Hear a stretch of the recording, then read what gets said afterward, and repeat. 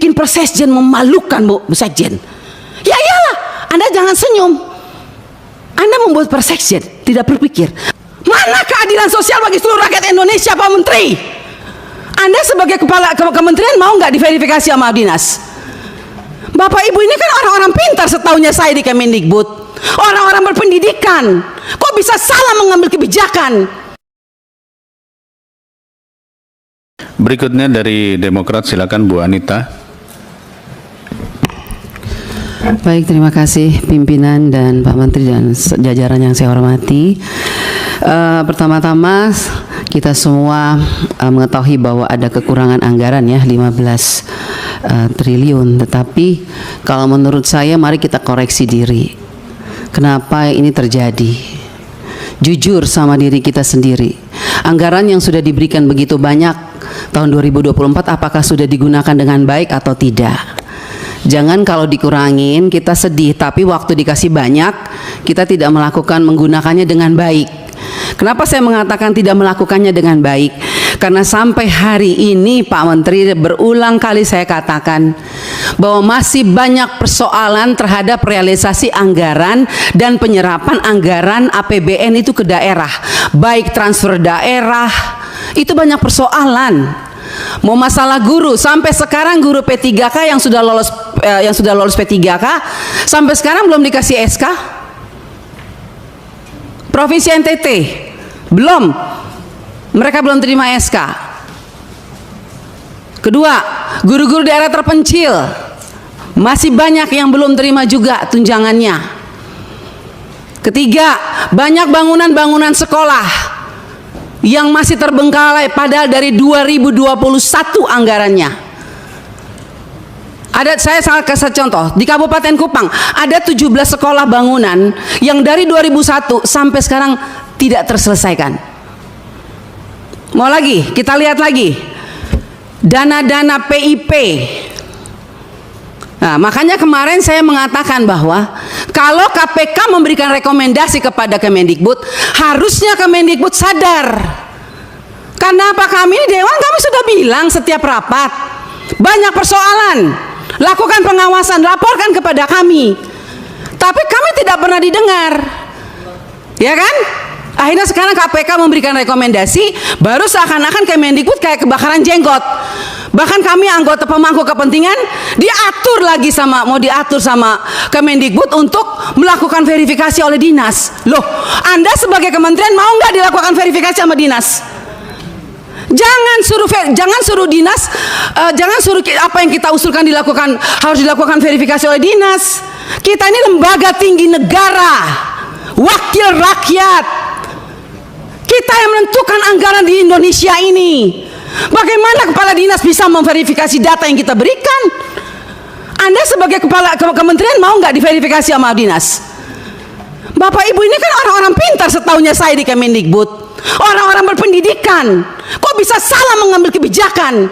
Bu Sekjen, Anda mengeluarkan Persekjen yang dimana poin nomor 3 dikatakan bahwa data yang direkomendasikan sebagaimana dimaksud pada huruf B diverifikasi oleh dinas pendidikan. Loh, kita ini pemangku kepentingan usulkan itu dari Dapodik sekolah. Dapodik itu harusnya kan, makanya tadi Pak Andre bilang operator sekolah itu diperhatikan karena semua itu dari operator sekolah. Kepala sekolah aja kadang-kadang tidak tahu apa yang terjadi dilakukan oleh operator sekolah. Dinas pendidikan juga nggak tahu. Nah, kementerian juga. Jadi kalau mau lakukan verifikasi, harusnya kementerian melakukan verifikasi terhadap dinas, dinas lakukan verifikasi terhadap kepala sekolah, hasil verifikasi itu baru diberikan kepada kami. Itu jangan dibolak-balik. Bahkan saya minta Bapak Ibu pimpinan, kita ambilkan rekomendasi kepada KPK, periksa APBN yang ada di Kemendikbud. Karena ini banyak persoalan, PIP, KIP, dana BOS, banyak hancur ini. Tolong Ibu, saya minta Pak Pimpinan, kita berikan rekomendasi kepada KPK, periksa dari 2021, 2022, 2023. Nggak usah tambah anggaran kalau memang banyak korupsi, uang negara habis, bukan untuk rakyat. Saya marah Pak Menteri untuk sekian kalinya. Karena memang ini kenyataannya di lapangan. Jangan dong kita dibikin seperti anak kecil. Kok apa yang diusulkan kita mesti diverifikasi oleh Dinas Pendidikan? Anda mau nggak sebagai menteri diverifikasi oleh Dikbud, oleh dinas? Jangan aneh-aneh lah. Kalian tuh dipilih oleh presiden, harusnya berikanlah yang terbaik untuk rakyat. Semoga pembicaraan saya ini dilihat oleh presiden yang baru. Semoga presiden yang baru memperhatikan kinerja kementerian sekarang ini, memperhatikan eselon-eselon 1 yang sudah ada ini, tidak memberikan solusi kepada negara, hanya membuat persoalan di daerah. Yang tertinggal tetap tertinggal, yang guru menangis tetap menangis. Bicara plafon digital, mana keadilan untuk daerah 3T? Enak daerah-daerah yang sudah ada internetnya diberikan terus, tapi kita yang daerah 3T yang tidak ada internetnya dibiarkan begitu saja. Mana keadilan sosial bagi seluruh rakyat Indonesia, Pak Menteri? Saya sangat kecewa. Kita sudah mau habis masa jabatan, Anda mungkin sebentar lagi habis, atau Anda lanjut, saya tidak tahu. Tapi saya puji Tuhan, Tuhan dan rakyat masih memilih saya kembali. Dan sampai ini, apapun yang terjadi, kita yang terpilih kembali, kita akan tetap memperjuangkan. Oke, halo teman-teman semuanya dimanapun Anda berada. Pada kesempatan kali ini kita melihat sebuah cuplikan video yang sangat menarik. Tentunya hal-hal seperti ini teman-teman menjadi sebuah pemahaman bagi kita untuk menilai perjalanan politik yang terjadi di negara kita. Dengan berbagai macam situasi permasalahan yang terjadi, kerap kali menarik perhatian banyak orang, sehingga masyarakat Indonesia perlu untuk mengambil alih, ya, setidaknya kita menjadi agent of control dalam pemerintahan saat ini. Isu-isu yang beredar di media sosial itu cukup membuat kita khawatir. Ada rasa khawatir akan masa depan Indonesia, dan juga bagaimana kita menjalankan kehidupan kita sebagai masyarakat Indonesia. Permasalahan itu kerap kali disebabkan karena lalainya penegak hukum dan juga pejabat-pejabat negara dalam menjalankan tugasnya. Bagaimana seyogianya mereka menjalankan itu, mereka tidak mampu untuk melakukannya dan merealisasi segala program-program kerja mereka. Sehingga pada kesempatan kali ini, ada 3 yang perlu untuk kita ketahui di negara kita. Yang pertama, eksekutif, yudikatif, dan legislatif. Nah, bagaimana Dewan Perwakilan Rakyat? Mereka adalah mewakili hati rakyat. Mereka adalah salah satu unjuk tombak bagi masyarakat untuk menyampaikan segala aspirasi, begitu dalam segi bermasyarakat, apa yang sedang dibutuhkan, krisis perekonomian, bagaimana menanggapi hal itu tentunya kita serahkan ke dalam tangan perjuangan Dewan Perwakilan Rakyat Republik Indonesia. Dalam setiap daerah ada yang namanya dapil.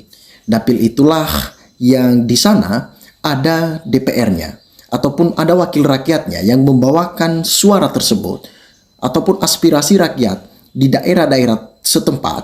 Mereka membawakan itu di pusat. Nah, jika saat ini masih banyak Dewan Perwakilan Rakyat Republik Indonesia yang masih memikirkan kepentingan pribadi, mereka lebih fokus terhadap pribadi dan golongan-golongan tertentu. Artinya ketika kita melihat hal seperti ini, ada apa sebenarnya? Sangat-sangat membuat rakyat kecewa telah mempercayakan mereka duduk sebagai pemimpin yang membawakan aspirasi itu mulai dari daerah-daerah terpencil hingga ke pusat nantinya. Rakyat kecewa terhadap orang seperti itu. Nah, pada kesempatan kali ini kita melihat salah satu wanita yang cukup tangguh dan luar biasa, memiliki kapasitas yang luar biasa, merasakan apa yang dirasakan oleh masyarakat, apa penderitaan rakyat, mereka lah yang merasakan itu. Nah, dia menyampaikan hal ini tepatnya di depan para petinggi-petinggi negara, menghadirkan dari menteri-menteri kabinet merah putih, supaya mendengarkan keluh kesah rakyat. Apa yang ia sampaikan dengan lantang dan keras, karena dia tahu apa yang ia sampaikan itu adalah hal yang benar dan wajib untuk ditelusuri bagaimana kebenaran dari apa yang ia sampaikan. Tentunya rakyat sangat patut apresiasi, ya, wakil rakyat seperti ini. Cukup luar biasa sekali karena di masa kepemimpinan Jokowi membuat rakyat sudah mulai trauma. Mereka trauma dengan tindakan-tindakan Jokowi yang hanya menguntungkan golongan-golongan tertentu, menguntungkan orang-orangnya doang. Tetapi lawan politiknya diusahakan supaya mereka kalah dan tidak merasakan suatu kesejahteraan bagaimana menikmati hasil kekayaan alam di Indonesia. Sangat miris rasanya dan begitu terpanggil hati kita ketika kita mendengarkan ada rakyat yang susah makan, menjerit hatinya, ya, susah mendapatkan nafkah kehidupan sehari-hari. Kita harus memberikan sebuah uluran tangan terhadap mereka supaya saat-saat ini ada kesetaraan. Kesetaraan itu di mana? Mulai dari perekonomian. Sangat miris rasanya ketika masih ada rakyat Indonesia yang masih menderita.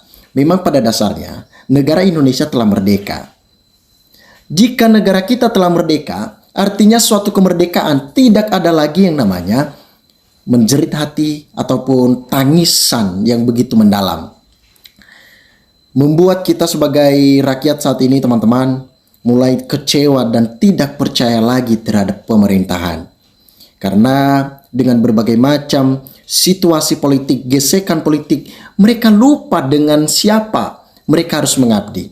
Ingat, ya, perlu diingat, pejabat-pejabat tinggi negara paling tertinggi adalah presiden, wakil presiden, ya, beberapa jajaran-jajaran pemerintahan yang lain. Itu gajinya dari uang rakyat. Makanya ketika Anda duduk di sana, ya, jangan lupa, ya, kacang lupa kulitnya, jangan ada seperti itu. Nah, komentar rakyat di sini mereka menyampaikan, teman-teman, ini baru DPL wakil rakyat, bukan omon-omon, tegas. Banyak uangnya dikorup, Bu, banyak malingnya untuk uang untuk rakyat dikorup. Benar kata Iwan Fals, bicaralah yang lantang dan jangan asal diam. Makasih Bu, Ibu sudah membela rakyat. Inilah yang harus menjadi pemimpin DPR RI. Tapi semua manusia dikuasai oleh uang, makanya banyak yang mengkhianati bangsa dan rakyatnya yang sudah mendukungnya. Ketika mereka masih belum menang, ini tindakan-tindakan mereka dan realitanya seperti ini.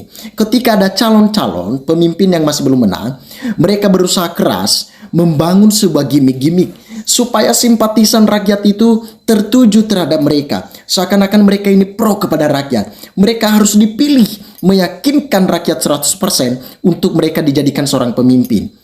Mereka menjanjikan yang begitu luar biasa, tetapi itu hanyalah omong kosong. Ketika mereka sudah duduk menjadi seorang pejabat, lupa semuanya itu. Mereka tidak akan merealisasikan segala sesuatu janji yang telah mereka janjikan di depan umum. Ingat, janji itu adalah hutang yang perlu untuk dibayar.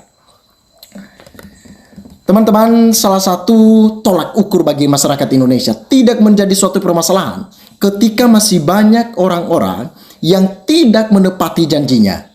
Salah satunya adalah ternak-ternak Mulyono yang begitu pandai berbicara, halus, seakan-akan murni, tidak ada dosanya, tidak ada nodanya.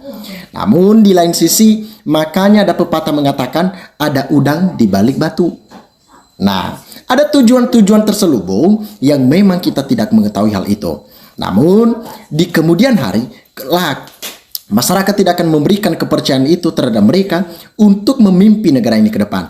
Kondisi perekonomian negara akan semakin terpuruk jika pemerintahan tidak segera menyatukan visi dan misinya bersama anggota Dewan Perwakilan Rakyat Republik Indonesia.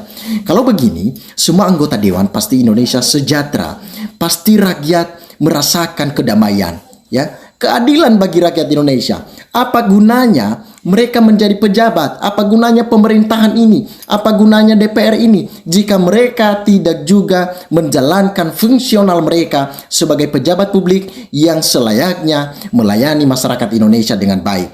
Itulah yang perlu untuk kita cari tahu. Itulah yang seharusnya terketuk hati mereka. Nah, teman-teman, tercatat di sini adalah salah satu Bu Anita, keren, patut diapresiasi, bravo. Coba aja anggota DPR kayak gini, ya. Pasti Indonesia ini maju dan berkembang, dapat bersaing di tingkat internasional, mulai dari perekonomian tertata dengan baik, berdemokrasi tertata dengan baik, dan tidak ada yang namanya saling menjatuhkan, tidak ada juga saling menyerang, tidak ada musuh. Ingat bos, kita ini sama-sama anak bangsa, kita satu negara. Cuman perbedaan itu yang membuat kita berbeda adalah misalkan suku, ras, bahasa, agama, dan berbagai macam hal-hal yang lain. Tetapi kita sama-sama anak bangsa yang semestinya bersatu teguh untuk mewujudkan Indonesia emas di tahun 2045.